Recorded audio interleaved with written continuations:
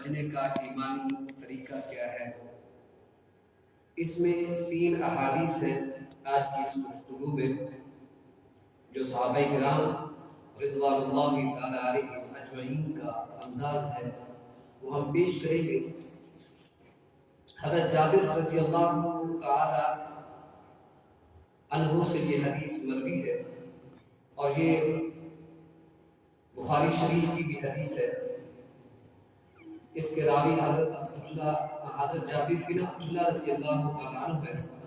فرمایا ان جابر رضی اللہ تعالی عنہ توفی ابی وعلیہ دین، حضرت جابر رضی اللہ تعالی عنہ کے والد فوت ہو گئے اور ان پر قرضہ تھا، تو انہوں نے قرض خواہوں سے کہا کہ جتنی میرے باغ میں کھجوریں ہیں وہ لے لو اور میری جان چھوڑ دو، مزید مجھ سے قرضہ نہیں دیا جاتا۔ فَأَبَوْا وَلَمْ يَرَوْا أَنَّ فِيهِ وَفَاءً، تو انہوں نے انکار کر کے کہا ہم پورا قرضہ لیں گے، تھوڑا سا بھی معاف نہیں کریں گے۔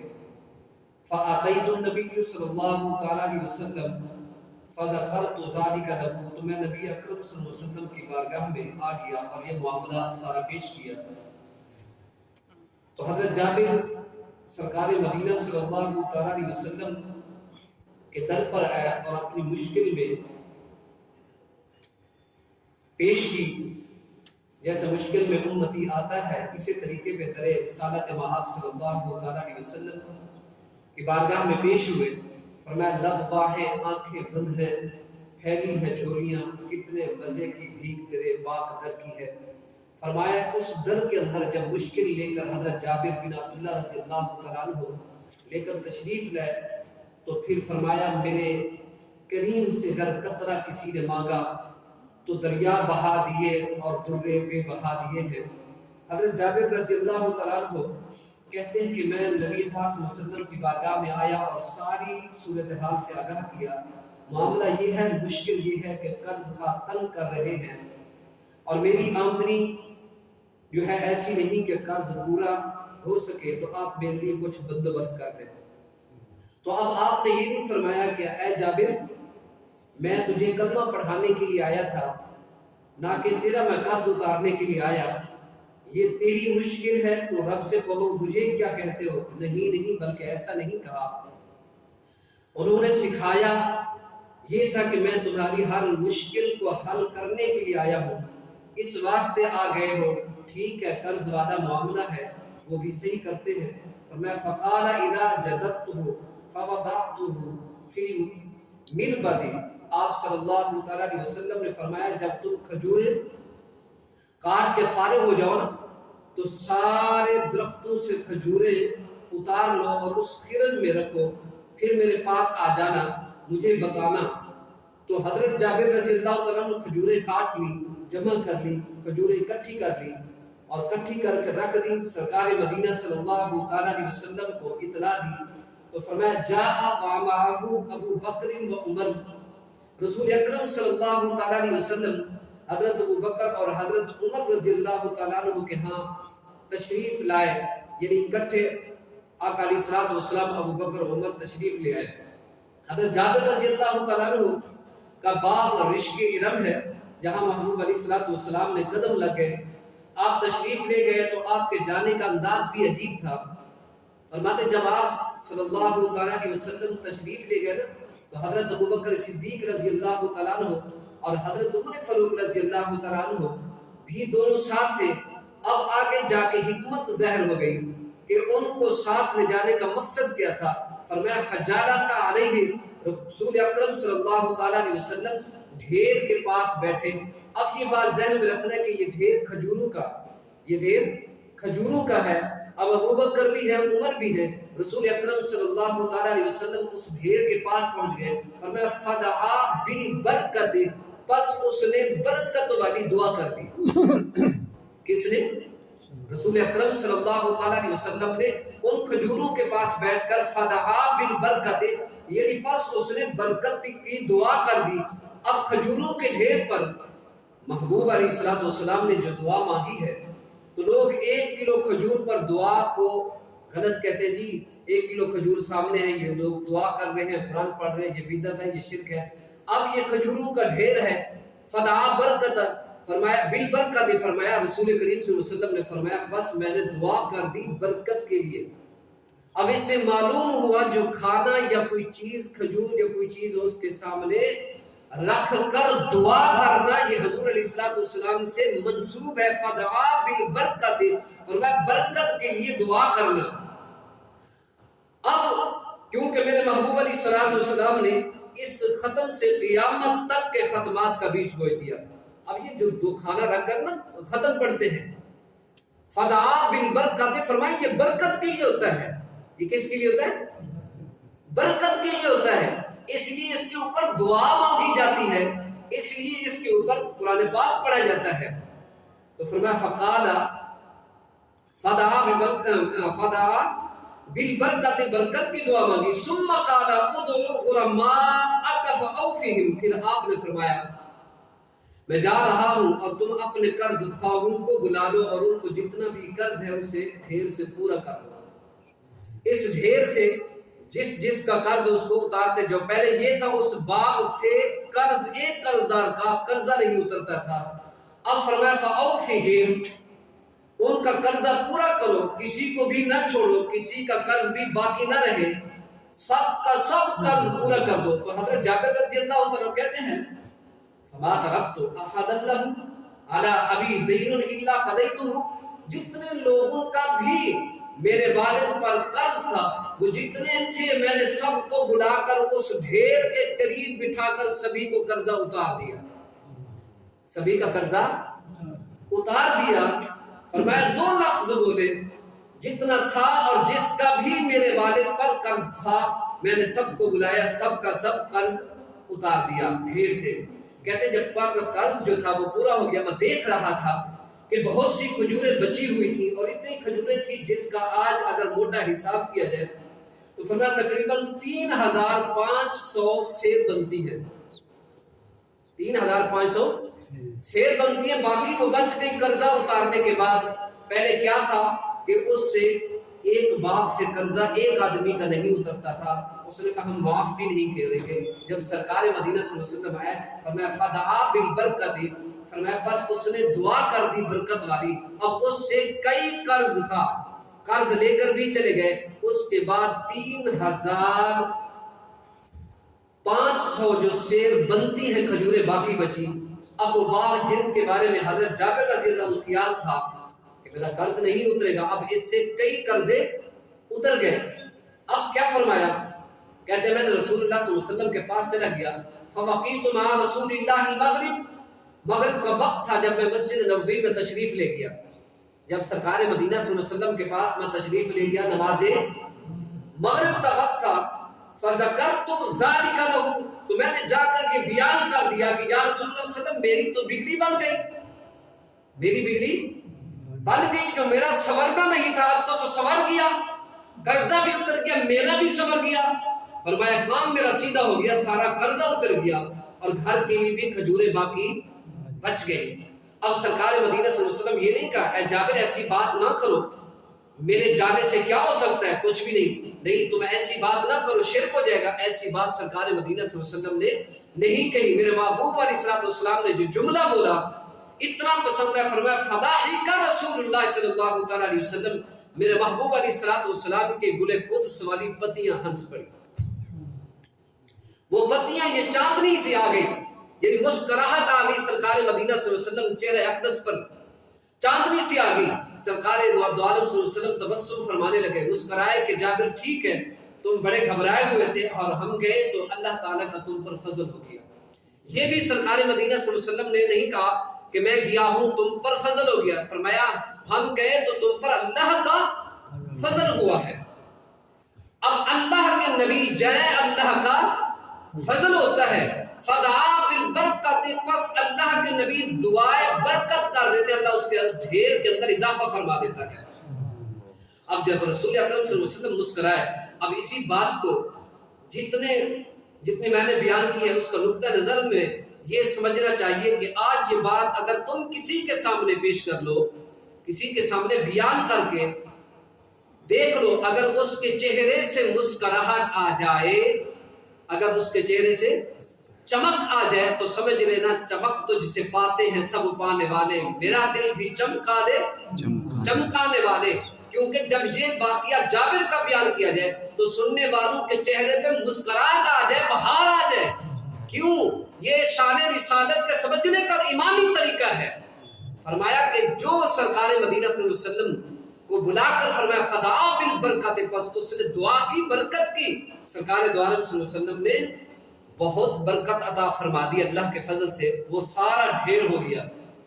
اب دیر تھوڑی تھی، یعنی تھوڑی زیادہ ہو گئی تھی، تب تمہارے صدقے سے وہ کام بن گیا تو محبوب علیہ السلام نے نعرہ لگایا۔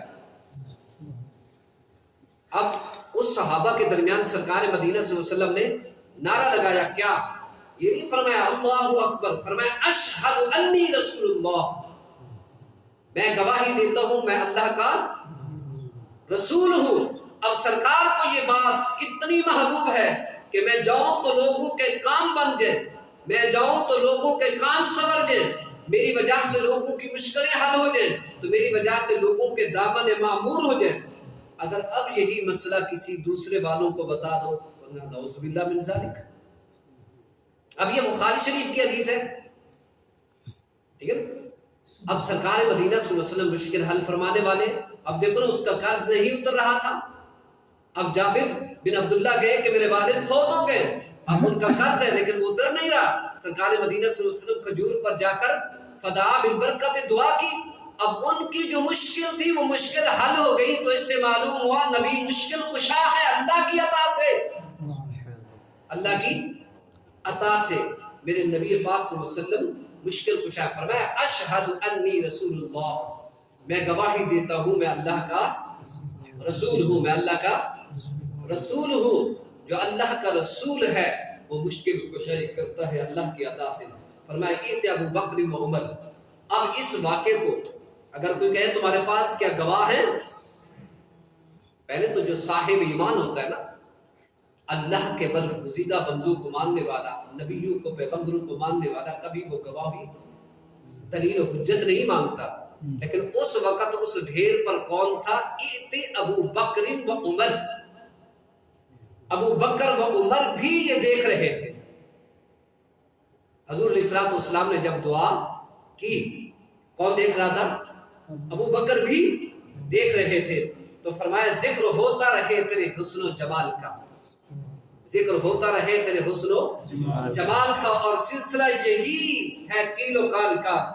تو سبب بھی یہی ہے کہ ابو بکر بھی عمر بھی دیکھ لیں، اور سرکار مدینہ اور حضرت جابر ایک نہ ہوں، بلکہ اس واقعے کے گواہ دو ابو بکر عمر بھی ہو جائیں۔ ایت ابو بکر و عمر، فرمایا ابو بکر عمر بھی وہاں موجود تھے۔ تو فرمایا لقد علمنا اسنا رسول اللہ صلی اللہ علیہ وسلم صنعا سیکون، ہمیں یقین تھا کہ سرکار کی آمد کی وجہ سے جو کچھ وہاں جا کے سرکار نے کیا اس کے سبب ہمیں اس وقت پتہ چلا۔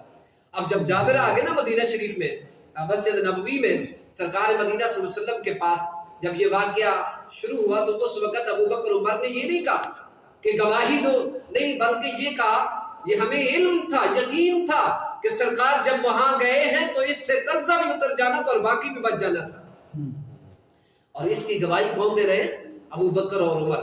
لیا اس جیسا ایمان ابو بکر جیسا، لیا اس جیسا یقین ابو بکر عمر جیسا، لیا اس طریقے پہ عشق نبی کریم صلی اللہ علیہ وسلم کے بعد آنا جو عشق ہے حضرت عمر اور ابو بکر کا۔ فرمایا وہ پہلے ہی بتا رہے تھے، ہمیں یقین تھا جو سرکار دعا فرما رہے اس سے قرض بھی اتر جائے گا اور باقی بھی بچ جائے گا۔ ان سیکون ذالک، قرض ختم ہو جائیں گے اور کھجوریں بڑھ جائیں گی، کھجوریں بڑھ جائیں گی۔ اب اس سے معلوم ہوا کہ صحابہ کا بھی عقیدہ ہے جہاں پر قدم میرے مصطفیٰ رکھ دے وہاں پر برکت ہوتی ہے، وہاں پر مشکلیں حل ہوتی ہیں، وہاں پر مشکلیں حل ہوتی ہیں۔ جہاں پر نبی کریم صلی اللہ علیہ وسلم جائیں اور جا کر ہاتھ اٹھائیں، ہاتھ اٹھانے سے اللہ ایسی برکت عطا فرماتا ہے، مشکلیں بھی حل ہو جاتی ہیں۔ لقد علمنا، اس نے اس وقت جان لیا کہ کھجوریں ضرور بڑھ جائیں گی اور بچ بھی جائیں گی۔ اب یہ بخاری شریف کی حدیث ہے۔ اب دوسری جو بخاری شریف کی حدیث ہے اس سے ہم دوسرا طریقہ جو ہے رسالت امام صلی اللہ علیہ وسلم کا سمجھنے کے لیے جو ایمانی طریقہ ہے دوسرا وہ یہ ہے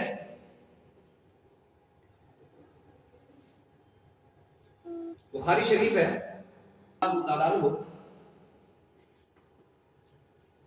حضرت انس رضی اللہ تعالیٰ عنہ کہتے ہیں کہ نبی علیہ السلام جمعہ کا خطبہ ارشاد فرما رہے تھے. ابو بکر والی بھی حدیث ابھی آئے گی انشاءاللہ. حضرت انس نے سوال کیا، یعنی ان کے سامنے ایک سوالی آ گیا، سوال کیا، کہنے لگا کوہی تل ماترو کہت سالی ہے. اب یہ جمعہ کا دن ہے اور جمعہ کا خطبہ ہے.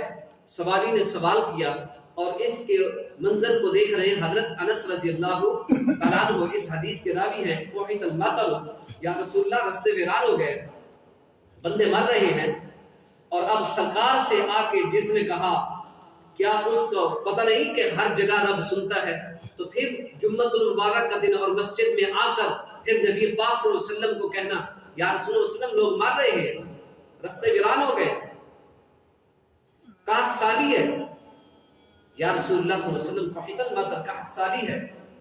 تو فرمایا ہر دکھی کی دوا بن کر آئے ہیں محمد مصطفیٰ صلی اللہ علیہ وسلم. فرمایا جس وقت انہوں نے یہ کہا تو صحابہ کا تو شخص نے عرض کی فاستسق ربک، اپنے رب سے کہو کہ بارش برسائے. اب تیرا بھی واسطہ ہے، میرا بھی واسطہ ہے اپنے رب سے، ٹھیک ہے. اب سرکار مدینہ صلی اللہ علیہ وسلم کا جو غلام ہے حضرت انس فرماتے ہیں وہ سوالی سوال کرنے لگا کوہی تل مطر، قحط سالی آ گئی ہے، لیکن آپ اپنے رب سے رجوع کرو، اپنے رب سے مانگو. کیا مانگو؟ فاستسق ربک، اپنے رب سے کہو کہ اللہ بارش عطا کر دے. ہم خود بھی تو مانگ سکتے ہیں، مانگ سکتے ہیں یا اللہ بارش دے دے. لیکن ان صحابہ کا عقیدہ یہ تھا کہ ہمارے مانگنے میں اور نبی پاک صلی اللہ علیہ وسلم کے مانگنے میں فرق ہے. لیکن نبی پاک صلی اللہ علیہ وسلم کے مانگنے میں کوئی حجاب نہیں ہے. جب میرے محبوب ہاتھ اٹھانے رب ادھر سے بارش برسا دیتا ہے. کیوں؟ یہ تو صحابہ ایمان لانے کی بات ہے. حضرت ابو طالب کا بھی عقیدہ تھا، عبد المطلب کا بھی عقیدہ تھا. عبد المطلب جب آقا علیہ الصلوۃ والسلام ابھی بچپن میں جوان ہو رہے تھے، بیت اللہ شریف کے قریب جا کر محمد مصطفیٰ کو بیت اللہ کے سامنے رکھ کے واسطہ دے کر حضرت عبد المطلب نے دعا کی، اسی وقت بارش آئی. اب تو یہ صحابہ کلمہ پڑھ چکے ہیں، ان کا تو طریقہ ہی اولا ہے. فرمایا حضرت انس فرماتے ہیں جب وہ سوالی سوال کرنے لگا فاستسق ربک، اپنے رب سے کہو کہ بارش برسائے. اب وہ لوگ ہر وقت سارا زور اس پر لگا رہے ہیں کہ جی نہیں اللہ ان کی نہیں سنتا، اللہ ان کی نہیں مانتا، ایڑی کی چوٹی لگا لیتے سب. نبیوں کی کب سنتا؟ اور اللہ سنتا ہے، اللہ کے برگزیدہ بنتے ہیں، اللہ کے پیغمبر ہیں، اللہ سنتا ہے ان کی. اور کس کی سنتا ہے؟ وہ رب ہی نہیں جو سنتا نہیں. رب تو گنہگار کی بھی سنتا ہے. تم ایڑی کی چوٹی پر زور لگا دیتے ہو جی رب سنتا ہی نہیں، نبیوں کی نہیں سنتا، ولیوں کی نہیں سنتا. ٹھیک ہے، مجمع میں عام کہہ رہے ہوتے ہیں. تو اب اللہ سے بارش مانگو. میرے نبی مانگتے اور بارش نہ ہوتی تو کیا صورتحال بنتی ایمان والوں کی؟ بنتی. اب میں آپ کو ایک مثال دیتا ہوں. اگر عام آدمی عامت الفیل میں اگر آپ کے اندر کوئی کچھ پاور رکھتا ہے، اگر وہ کسی دفتر میں جائے، اس کی وہاں مانی جاتی ہو، اگر وہاں پر جائے تو وہ بات کہے کہ میری یہ قوم آئی ہے، ان کا تھوڑا سا مسئلہ ہے، یہ حل کر دو، اگر وہ نہ کرے تو کیا خیال ہے پاور کا بچے گی باقی؟ تو لوگ کیا کہیں گے؟ یار اس کو تو ہم پاور والا مانتے تھے، اس کی تو یہاں سنتے نہیں، چھوڑیں اس کو، دفع کریں، اس کی کہاں گئی پاور؟ ہم ایک ایک کو بتایا گیا. لیکن نبی پاک صلی اللہ علیہ وسلم پر ایمان لانے والے جو صحابہ تھے، فرمایا اگر بارش نہ ہوتی تو کیا صورتحال بنتی صحابہ کی اس وقت. فرمایا لوگوں کا کیا امتحان شروع ہو جاتا. لیکن ایسا نہیں ہوا. جس وقت اس شخص نے دعا کے لیے کہا، میرے محبوب علیہ الصلوۃ والسلام کو بھی ناز ہے کہ میری دعا کے لیے ہاتھ اٹھیں گے تو قبولیت کے سہرے پہن کر واپس آ جائے گی. تو یہ نہیں کہا کہ اگلے جمعے مانگ لیں گے اللہ تعالیٰ بارش عطا کرے گا، نہیں. فرمایا آج ہی اللہ کے حضور نے جمعے کے اوپر دعا مانگی، اللہ تعالیٰ نے بارش عطا کر دی. اللہ تعالیٰ نے اس سے معلوم ہوا صحابہ سے جمعہ والے دن مسجد میں جا کر دعا مانگا کرو، دعا مانگا کرو۔ کیوں؟ جمعہ کا دن تو موجود ہے نا، جمعہ کا دن موجود ہے نا، دعا مانگا کرو، من جملہ ہو کر مانگا کرو، بارش کی مانگا کرو، جس چیز کی مانگنی ہے مانگا کرو، جائز چیزوں کی مانگا کرو، اللہ قبول فرما لیتا ہے۔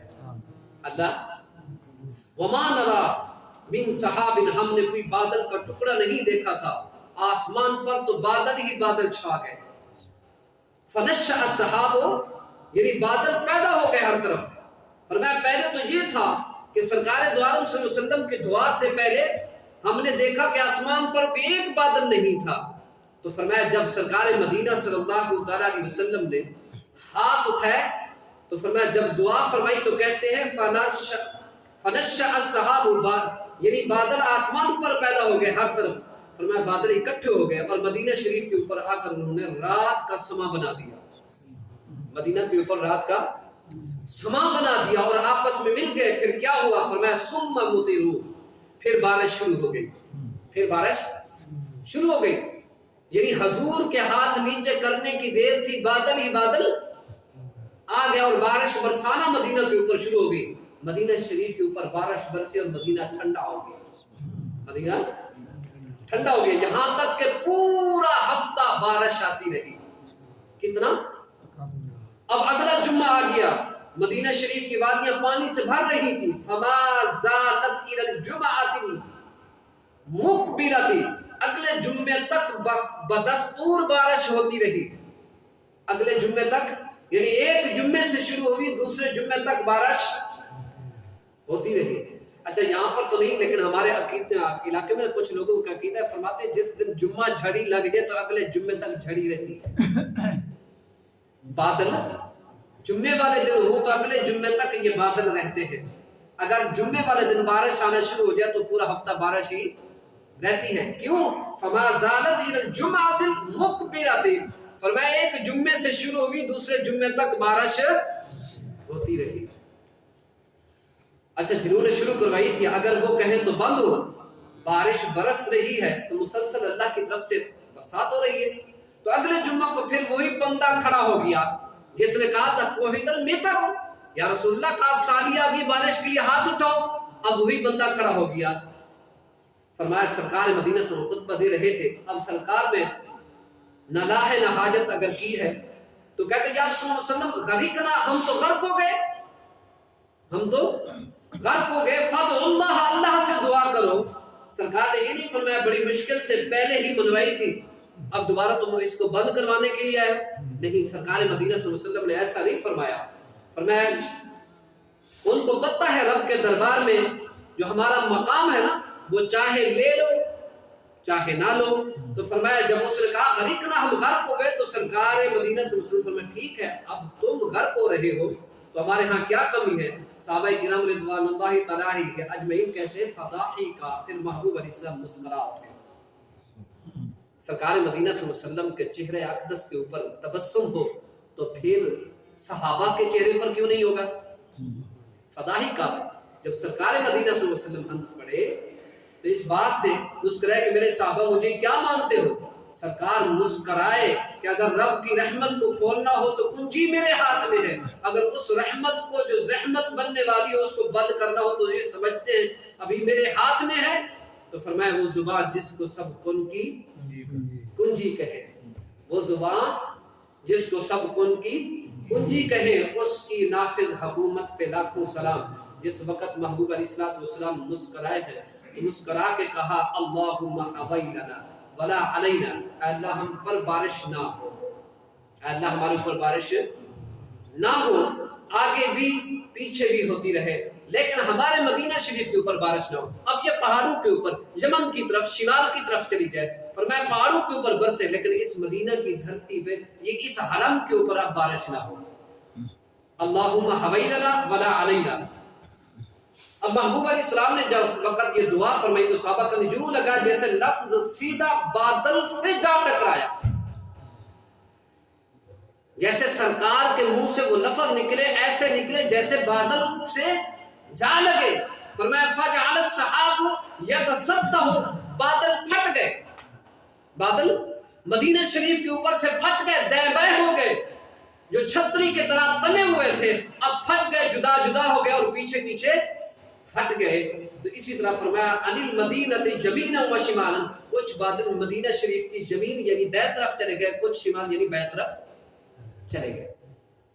اب سرکار مدینہ صلی اللہ علیہ وسلم ہاتھ اٹھائے تو اللہ رب العزت قبول نہ فرمائے، کیوں؟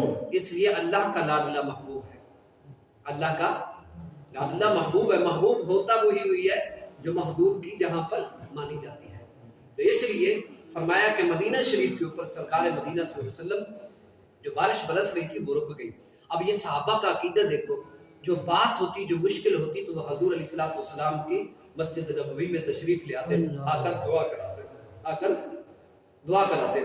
فرمایا یریہم اللہ کرامۃ نبیۃ، اللہ صحابہ کو اپنے نبی پاک صلی اللہ علیہ وسلم کی شان بھی دکھا رہا تھا کہ یریہم اللہ، اللہ ان کو یہ دکھا رہا تھا جو یہاں پر صحابہ بیٹھے ہوئے تھے، کیا کرامتی و نبی ہی، فرمایا اپنے نبی کی شان یہ ہے کہ اللہ ظاہر کر رہا تھا کہ میرے نبی کی شان دیکھو، اور صحابہ کا ایمان بھی پختہ ہو جائے، اور صحابہ کا ایمان پختہ ہو جائے اور مشکل جو ہے نا وہ آسان ہوتی جائے، اور صحابہ کا عقیدہ بنتا گیا۔ فرمایا یریہم اللہ کرامۃ نبی و اجابت دعائہ، اللہ نے اپنے نبی کی شان دکھا رہا تھا، وہ اپنے نبی کی دعا کی قبولیت کا عالم دکھا رہا تھا کہ میں اپنے نبی کی دعا کو کیسے قبول کرتا ہوں۔ اب یہ حضرت انس سے، جو یہ بھی بخاری شریف ہے اور آگے بھی بخاری شریف ہے، جو حضرت سیدنا صدیق اکبر رضی اللہ تعالیٰ عنہ کا واقعہ ہے، ابھی بخاری ہے، کیونکہ بخاری جا رہی ہے تو یہ سارے کی ساری بخاری ہے، اور اس لحاظ سے یہ امت مسلمہ سے ہم جو الفاظ استعمال کر رہے ہیں بخاری کے، وہ یہ ہے کہ حضرت ابوبکر صدیق رضی اللہ تعالیٰ عنہ کسی قبیلے کی صلح کرانے کے لیے گئے، کسی قبیلے کی صلح کرانے کے لیے گئے، تو سیدنا بلال نے اذان پڑھی، وقت ہو گیا نماز کا، حضور علیہ الصلوۃ والسلام لیٹ ہو گیا، ابوبکر نے نماز پڑھا رہے تھے، ابوبکر نماز پڑھا رہے تھے،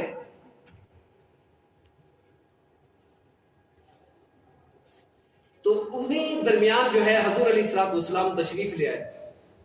یہ بھی روایت جو ہے حضرت انس بن مالک الانصاری سے ہے، وَقَالَ تَبِعَ النَّبِيُّ وَخَاطَبَهُ وَصَاحِبَهُ أَنَّ أَبَا بَكْرٍ كَانَ يُصَلِّي لَهُمْ فِي وَجْهِ النَّبِيِّ الَّذِي تُوَفِّيَ فِيهِ حَتَّى إِذَا كَانَ يَوْمُ الْإِثْنَيْنِ۔ یہ بخاری شریف کی حدیث ہے، فرمایا کہ حضرت ابوبکر صدیق رضی اللہ عنہ نماز پڑھا رہے تھے، حضور علیہ الصلوۃ والسلام پچھلی صف میں آ گئے۔ اب صحابہ کرام بھی وہاں موجود ہیں، صحابہ کرام موجود ہیں، صف کی پچھلی صف میں جب آئے تو صحابہ کو علم ہوا، تو صحابہ نے راستہ دے دیا حالت میں نماز میں حضرت ابوبکر صدیق امامت کر رہے ہیں، صحابی نماز پڑھتے، کتنی صفیں تھی اللہ بہتر جانتا ہے، لیکن ان صفوں آخری صف پہ جب سرکار مدینہ صلی اللہ علیہ وسلم آئے تو جیسے ہی صف کے ساتھ آئے تو صحابہ ایسے ہی چھوڑ دی، سرکار مدینہ صلی اللہ علیہ وسلم کو آگے جانے کے لیے راستہ دیا۔ کیا دیا؟ راستہ دیا۔ تو اس لیے فرمایا وہ پچھلی صف میں کھڑے ہو جائیں، سرکار مدینہ یہ کیسے ہو سکتا ہے؟ صحابہ نے راستہ دیا، ایسے ہی جیسے صف میں آگے ہوئے تھے اگلے صحابہ، ایسے اگلے صحابہ حضرت سیدنا صدیق اکبر رضی اللہ تعالیٰ عنہ کے پاس پہنچ گئے۔ کیوں؟ اس لیے کہ نبی پاک صلی اللہ علیہ وسلم کی تعظیم ضروری ہے، عبادت اللہ کی ہے لیکن تعظیم رسول اللہ کی ہے۔ عبادت کس کی ہے؟ اللہ کی ہے، اور تعظیم رسول اللہ کی ہے۔ فرمایا نماز تو پھر بھی ہو جائے گی، لیکن اگر رسول کریم صلی اللہ علیہ وسلم کی تعظیم ادب نہ کیا تو پھر یاد رکھنا، پھر کبھی یہ ادب کا موقع، تعظیم کا موقع نہیں ملے گا۔ اب امتحان بھی تھا صحابہ کرام کا، انہوں نے صف میں سے یعنی آقا علیہ الصلوۃ والسلام کو راستہ دیا، تو اس لیے فرمایا صحابہ اکرام اس امتحان میں پاس ہو رہے تھے، اس لیے تو کہا عبادت نام ہے تیری گلی میں آنے جانے کا، تصور میں تیرا رہنا ریاضت اسی کو کہتے ہیں۔ فرمایا یہ عبادت جو ہے نا تیری گلی میں آنے جانے کے لیے جو آ رہے جا رہے ہیں وہ بھی عبادت ہے. تو سرکار مدینہ صلی اللہ علیہ وسلم کی تعظیم کے لیے ساروں نے جگہ. صحابہ کرام نے صفوں کو چیر کر یعنی ہٹتے گئے. اب نماز کی حالت میں اب ہم ہٹیں گے تو ہماری نماز خلل آ جائے گا. لیکن صحابہ کرام ایسے ہی سینٹر کا دروازہ جو تھا ایسے ہٹتے گئے اور جگہ دیتے گئے. حضرت ابو بکر رضی اللہ عنہ پیچھے کھڑے ہوئے. جب ابو بکر کو علم تھا تو ابو بکر بھی پیچھے ہٹے اور سرکار مدینہ صلی اللہ علیہ وسلم آگے ہو گئے. اب آگے ہو کر پھر یہ سرکار مدینہ صلی اللہ علیہ وسلم نے یہ نہیں فرمایا کہ نماز تمہاری ٹوٹ گئی، بلکہ فرمایا نماز کو مکمل کر لو، نماز کو مکمل کر لو. اب اسی حدیث کو جو ہے پیش کر رہے ہیں امام بخاری. فرمایا فَأَشَارُوا إِلَيْهِ بِأَمْرَةٌ أَن يُصَلِّ. حضور علیہ الصلوۃ والسلام نے جب ابو بکر کو اشارہ کیا نماز پڑھاتے رہو، نماز پڑھاتے رہو، کیونکہ صحابہ نے تعظیم کی آگے چلے گئے. امامت کر رہے تھے ابو بکر. فرمایا اشارہ الیہ بعمرۃ ان یصلی. فرمایا نماز پڑھاتے رہو. سرکار مدینہ صلی اللہ علیہ وسلم نے فرمایا ابو بکر اسی جگہ کھڑے رہو اور جماعت کراتے رہو، یہ شان ہے تمہاری، تم جماعت کراتے رہو. لیکن حضرت سیدنا صدیق اکبر رضی اللہ عنہ صرف پیچھے آنا ہی شروع نہیں کیا، بلکہ رفع ابو بکر یدیہ. حضرت ابو بکر صدیق رضی اللہ عنہ نے ہاتھ اور اونچے کر کے دعا بھی شروع کر دی. اس لیے کہ محبوب علیہ الصلوۃ والسلام کی زیر نگرانی مجھے یہ شرف ملا. سرکار مدینہ صلی اللہ علیہ وسلم فرما رہے ہیں ابو بکر رضی اللہ عنہ جماعت کرو، مگر میں کراؤں گا نہیں، اس لیے کہ ادب پیش نظر ہے. اب نماز بھی ہے، دعا بھی ہے، تعظیم نبی صلی اللہ علیہ وسلم ہے. اب شکر ادا کر رہے ہیں اور پیچھے ہٹ رہے ہیں، لیکن سرکار فرما رہے ہیں جماعت کرو. ابو بکر رضی اللہ عنہ جماعت کرو، لیکن وہ صف میں آ گئے. تقدم رسول اللہ فصلی للناس. فرمایا پھر وہ ابو بکر صدیق رضی اللہ تعالیٰ عنہ وہ سرکار بار بار کر رہے ہیں، اشارہ کر رہے ہیں آپ جماعت کر ہی رکھو، جماعت کر رہے. لیکن صدیق اکبر نے کیا فرمایا؟ نہیں، ما تقدم، پیچھے ہٹے، اپنے قدم کو پیچھے ہٹا لیا. تقدم رسول اللہ فصلی للناس، رسول اکرم صلی اللہ علیہ وسلم آگے بڑھے اور جماعت کرا دی. اب امام جو آگے تھا وہ پیچھے ہٹ گیا اور سرکار مدینہ صلی اللہ علیہ وسلم آگے تشریف لیا اور نماز بھی نہیں ٹوٹی، نماز بھی نہیں ٹوٹی. آگے سنیں. فرمایا یا ابا بکر ما منعک ان تصلی حین اشرت الیک. ابو بکر رضی اللہ تعالیٰ نے جب میں کہہ رہا تھا، اشارہ کر رہا تھا کہ جماعت کرو، تم نے جماعت کیوں نہیں کرائی؟ میں کہہ رہا تھا. تو اب دیکھنا آپ کی صورتحال کیا ہے. کیا پھدید ہے شورما لوگوں نے میں گلا بنا کے رکھی. سرکار مدینہ صلی اللہ علیہ وسلم دے دور دے وچ صحابہ اتنی تعظیم کردے سن، اج پتہ نہیں لوگوں نے ہو کی گیا. فرمایا کہ وہ آسمان نبوت کو ہاتھ ڈال کر نیچے کھینچنا چاہتے ہیں، لیکن صحابہ میرے نبی کی نبوت کے پروان کو چڑھانا چاہتے ہیں. آج کے امتی یہ ہیں، کلمہ بھی پڑھتے ہیں لیکن نبی کی نبوت کو نیچے کھینچنا چاہتے ہیں. لیکن قربان جو ان صحابہ کی جو نبی کی نبوت کو شانوں سے بالا تر کر کے بیان کر رہے ہوتے ہیں. تو فرمایا نبوت کے بعد کوئی انسان نہیں، وہ حضرت ابو بکر صدیق جس وقت سرکار مدینہ صلی اللہ علیہ وسلم فرما رہے تھے تم نے جماعت کیوں نہیں کرائی، تو انہوں نے جواب دیا. کیا خوبصورت جملہ تھا. فرمایا قال ابو بکر ما کان ينبغي لابن ابی قحافہ ان يصلی بین یدی رسول اللہ. کہنے لگے یہ کب جائز ہے ابو قحافہ کے بیٹے کے لیے کہ اللہ کے رسول کے سامنے کھڑے ہو کر نماز پڑھے. کیا کہا؟ یہ نہیں کہا ابو بکر کی کیا مجال ہے. فرمایا ما کان ينبغي لابن ابی قحافہ، ابی قحافہ کے بیٹے کی کیا مجال ہے کہ اپنے نبی کریم صلی اللہ علیہ وسلم کے سامنے کھڑے ہو کر نماز پڑھائے. کتنا ادب ہے ابو بکر کے اندر کہ اپنا نام نہیں لیا. فرمایا ابو قحافہ کے بیٹے کی کیا مجال ہے. نبی پاک صلی اللہ علیہ وسلم موجود ہوں اور وہ ابو بکر نماز پڑھائے.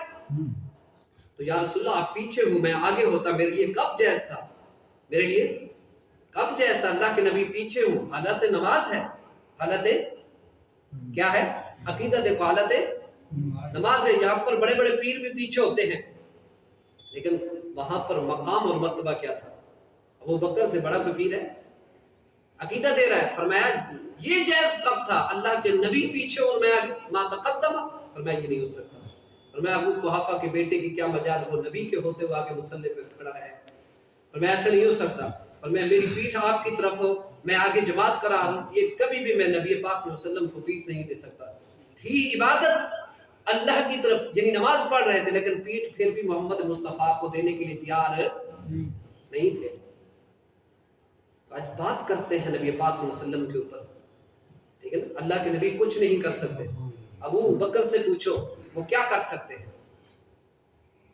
ابو بکر سے پوچھو، اس سے عقیدہ سمجھو. میں نہیں، یہ قرآن پاک کی دو آیاتیں ہیں، ایک 19ویں پارے میں ہے اور ایک سورہ یاسین کے اندر ہے. وما علمناه الشعر وما ينبغي له ان هو الا ذکر وقرآن مبین، 19ویں پارے میں بھی ہے اور سورہ یاسین میں بھی ہے. وما علمناه الشعر، سرکار مدینہ صلی اللہ علیہ وسلم نے شعر گوئی زیادہ سے منع فرمایا. اب یہاں پر جو بات میں سمجھانے کے لیے جا رہا ہوں اس کی طرف اشارہ کر رہا ہوں. ایک ابی بن کعب تھے، یا رسول اللہ صلی اللہ علیہ وسلم، یہ کفار کو جواب دینے کے لیے میں آپ کے اشعار یعنی آپ کی شان کے اشعار پڑھوں گا. آقا علیہ الصلوۃ والسلام نے فرمایا لا، آپ نہیں پڑھیں گے. صحابی رسول شان رسالت امام صلی اللہ علیہ وسلم کے اشعار پڑھنے کے لیے حضور کے سامنے حضور فرما دے لا، تو آج بھی امتی کا تو کخ نہیں بنتا، بچتا ہے کچھ. پھر ایک اور صحابی ہے، یا رسول اللہ صلی اللہ علیہ وسلم ان کی طرف سے آپ کی شان کی بلندی میں کروں گا اشعار میں. آقا علیہ الصلوۃ والسلام نے فرمایا لا. تیسرا آیا حضرت حسان بن ثابت رضی اللہ تعالیٰ عنہ. حسان بن ثابت جب آیا سرکار مدینہ سے، یا رسول اللہ آپ نے بلایا، آپ نے شعر کو بلایا ہے. حضرت حسان بن ثابت کے آج بھی قصیدے موجود ہیں جو سرکار مدینہ صلی اللہ علیہ وسلم کے اوپر پڑے گئے. حضرت حسان کو فرمایا اے حسان ہوش سے، اگر میرا قصیدہ پڑھنا ہے، میرے اہل و عیال کے قصیدے پڑھنے تو پھر جاؤ ابو بکر صدیق کے پاس بیٹھو. جتنا میرے کنبے کو ابو بکر جانتا اتنا کوئی نہیں جانتا. اب حضرت حسان کو میرے حضور نے شعر پڑھنے کے لیے یعنی تعریف کرنے کے لیے کس کے پاس بھیجا؟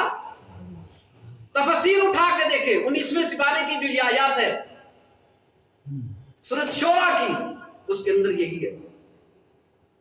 حضرت حسان بن ثابت حضرت ابو بکر صدیق کے پاس گئے، سرکار مدینہ صلی اللہ علیہ وسلم وہاں بھیجا. حضرت صدیق ہی حسان کو اشعار پڑھا رہے ہیں، سمجھا رہے ہیں کہ میرے نبی پاک صلی اللہ علیہ وسلم کا کنبہ ایسا ہے، میرے نبی پاک صلی اللہ علیہ وسلم کا خاندان ایسا ہے. تو اسی کے مطابق وہ اشعار بنا رہے ہیں، اسی کے مطابق پھر وہ اشعار پڑھے.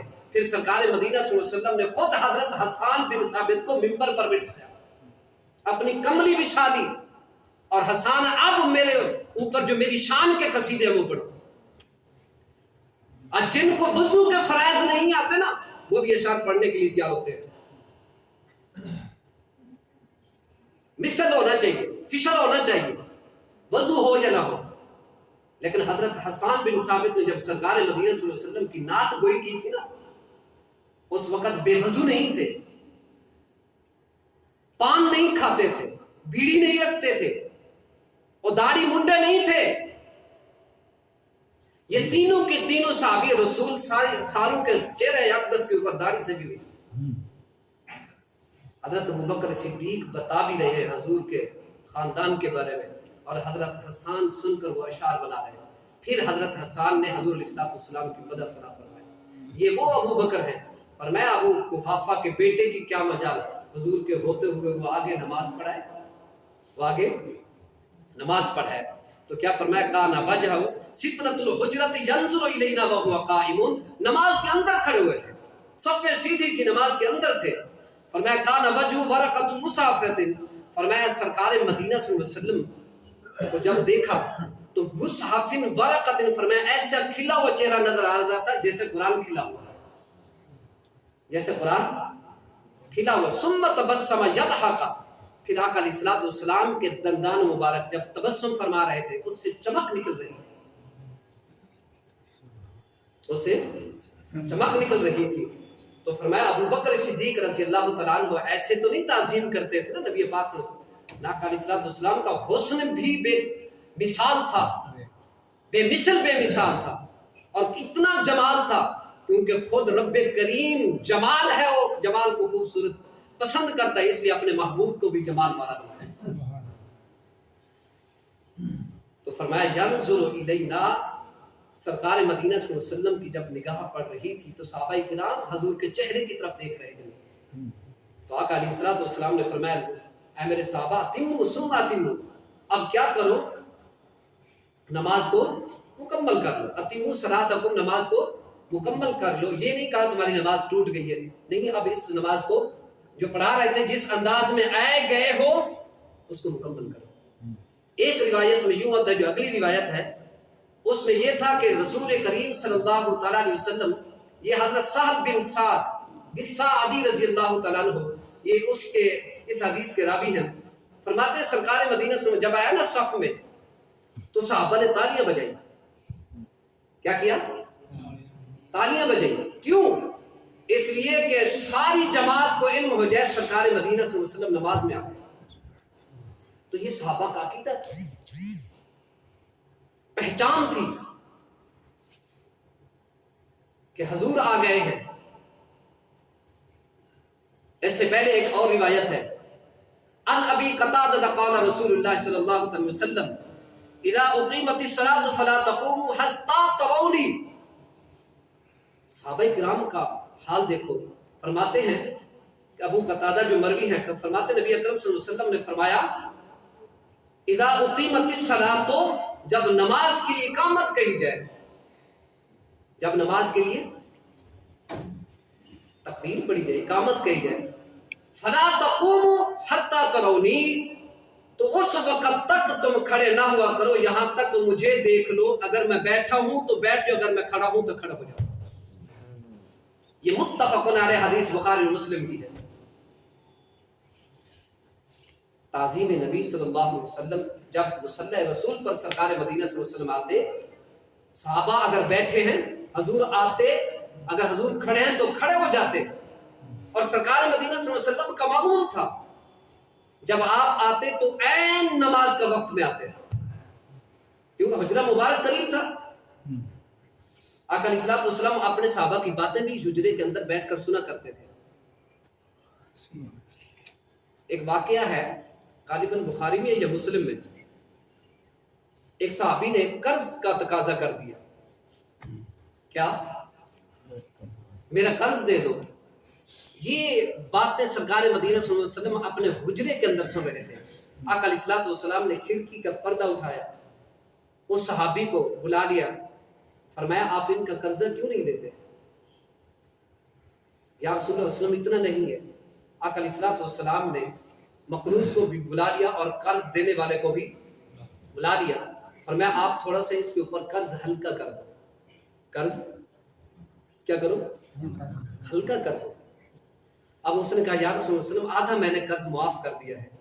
آقا علیہ الصلوۃ والسلام نے فرمایا مقروض کو اب اس کو فوراً قرض واپس لوٹا دو جو باقی بچتا ہے۔ اب اس سے معلوم بھی ہوتا ہے اگر مسجد میں کوئی قرض کا تقاضا کر دے یہ جائز ہے، کوئی گناہ والی بات نہیں ہے، کیونکہ بہترین جگہ ہے، شاید کہ تیرے دل میں اتر جائے میری بات، شاید کو ہو سکتا ہے کہ اللہ کے گھر میں آ کر اس کا دل بدل جائے، لیکن لڑنا جھگڑنے والی بات نہ کرنا، صرف اشارہ کرنا، کیونکہ یہ صحابی رسول سے معلوم ہوتا ہے۔ اس سے معلوم ہوا سرکار مدینہ صلی اللہ علیہ وسلم صحابہ کے احوال باتیں اپنے حجرہ مبارک تک بھی سنتے تھے، اور جب نماز کا وقت آتا اس وقت سرکار تشریف لے آتے اور حضرت بلال اذان پڑھا کرتے، یعنی تکبیر پڑھا کرتے، تکبیر ہوتی، پھر سرکار مدینہ سے نماز پڑھاتے، پھر آپ چلے جاتے۔ تو معمول تھا، اور کبھی کبھی سرکار مدینہ صلی اللہ علیہ وسلم نماز مغرب پڑھا کر بیٹھتے، عشاء بھی ہو جاتی تھی، عشاء بھی ہو جاتی تھی۔ کئی صحابہ سے حسب معمول عادت جو ہے پوچھتے تھے، حال احوال پوچھتے تھے، کئی مسائل بتاتے تھے اور کئی مسائل حل فرماتے تھے۔ مسجد نبوی میں بیٹھ کر عشاء ہو جاتی تھی۔ اب اس میں یہ ہے جب سرکار مدینہ صلی اللہ علیہ وسلم بیٹھے ہیں تو مکبر تکبیر بھی کہے، جب امام اٹھے گا تو پھر مقتدی کھڑا ہو جائے گا۔ اب یہ اس حدیث سے ہمیں معلوم ہوتا ہے، تو اس لیے تعظیم نبی ضروری ہے، تعظیم نبی ضروری ہے۔ کیونکہ رسالت مآب صلی اللہ علیہ وسلم کی شان کو اجاگر وہی کرتا ہے جس کو ایمان سے ایمان نصیب ہو، کامل ایمان۔ وہ کبھی میرے نبی کی شان کو گھٹاتا نہیں بلکہ بلند کرتا ہے۔ جب نبی پاک، آسان سا فارمولہ ہے، جب اللہ کے رسول کی شان بلند ہو رہی ہو نا جس مجمع کے اندر، اگر اس مجمع کے اندر میرے نبی کی شان سن کر امتی کے چہرے پہ مسکراہٹ ہے، سمجھ لو وہ ایمان والا ہے۔ وہ کیا ہے؟ ایمان والا ہے۔ ذکر ہو میرے نبی کا اور امتی کے چہرے پہ مسکراہٹ نہ ہو، یہ کیسے ہو سکتا ہے؟ تو اس لیے میرے نبی کی امتی کی، صحیح امتی کی پہچان یہ ہے کہ جس محفل میں رسالت مآب صلی اللہ علیہ وسلم کی شان بلند ہو رہی ہو تو امتی کے چہرے پہ مسکراہٹ ہو، کیونکہ فداحی کا ابو بکر بھی، عمر بھی، فجالس اس مجلس میں، کون سی جو پیچھے میں نے حدیث بخاری کی پیش کی تھی، جو صحابی دعا کرانے کے لیے اس مجلس میں یہ سارا واقعہ دیکھ کر ہنستے رہے، اور رسالت مآب صلی اللہ علیہ وسلم کا یہ سارا واقعہ دیکھ کر یقین بھی کرتے رہے جو حضور دعا کر دی، اللہ کے فضل سے اس کا قرض بھی اتر جائے گا اور اس کی کھجوریں اور بھی بڑھ جائیں گی۔ جب وہ مدینہ شریف میں آیا تو کیا کہا؟ کمال کی بات کر دی، یا رسول اللہ علیہ وسلم قرض اتر گیا ہے، کھجوریں بڑھ گئی۔ فرمایا ابو بکر عمر کہہ رہے تھے اس صحابی رسول کو، ہمیں پہلے یقین تھا جب سرکار دعا کر رہے تھے یہ قرض بھی اتر جائے گا اور کھجوریں بھی بڑھ جائیں گی۔ تو سرکار کا ذکر ہو، فداحی کا، تو ابو بکر عمر کے چہرے پہ مسکراہٹ تھی اس واقعے کی۔ فدعا بالبرکت، فرمایا جو دعا حضور کر کے ہے۔ جب وہ صحابی آ کر بیٹھے تو جب یہ تذکرہ ہوا تو حضرت عمر بھی تبسم کر رہے تھے اور ابو بکر بھی تبسم کر رہے تھے۔ تو ایسا پتہ چلا جو نبی پاک صلی اللہ علیہ وسلم کا ذکر ہو اور امتی کے چہرے پہ مسکراہٹ ہو، یہ مسکراہٹ رکھنا چہرے پہ ابو بکر عمر کی سنت ہے، ابو بکر عمر کی سنت ہے، صحابہ کا عقیدہ، ایمانی عقیدہ ہے۔